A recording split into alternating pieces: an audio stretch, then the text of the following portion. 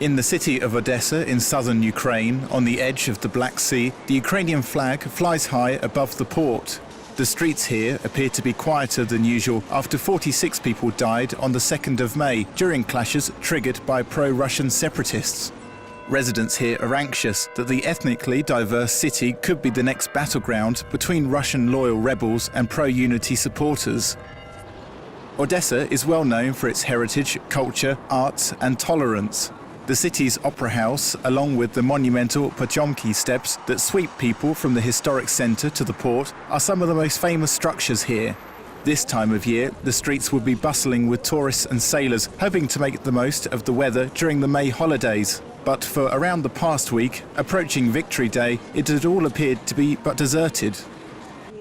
This is local painter Alexander Reutberg. He's famously known for his masterpiece showing former President Viktor Yushchenko dancing the tango with ex-Prime Minister Yulia Tymoshenko. He said the melting pot of nationalities, cultures and religion makes his city great and beautiful. As the founder of Odesa, Catherine the Great, looks on, many argue talks must start soon to stop an escalation in the conflict.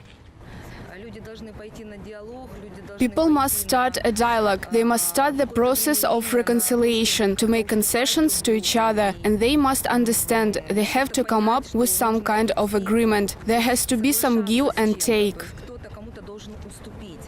One local Euromaidan activist and journalist blamed outside influences for fragmenting the city.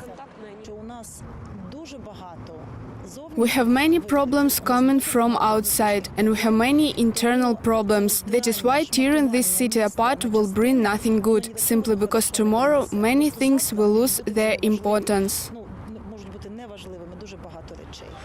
The recent violence in Odesa was the most deadly in Ukraine since at least 100 people died in February during Kiev's Euromaidan protests against former President Viktor Yanukovych. Video footage from the day shows pro-unity Ukrainians, seen as the silent majority, being ambushed by insurgents, some wielding baseball bats and guns. Police were helpless in stopping the violence. Most of the victims died in a suspicious fire in the trade union building, despite attempts by locals and unity supporters to rescue them. The central government in Kiev fears losing control of Odesa with its two ports, including a major oil terminal. The newly appointed governor here has vowed to deal with corrupt leaders, police and judiciary, all with one main aim, so that Ukrainians, Russians and foreigners can live peacefully in Odesa.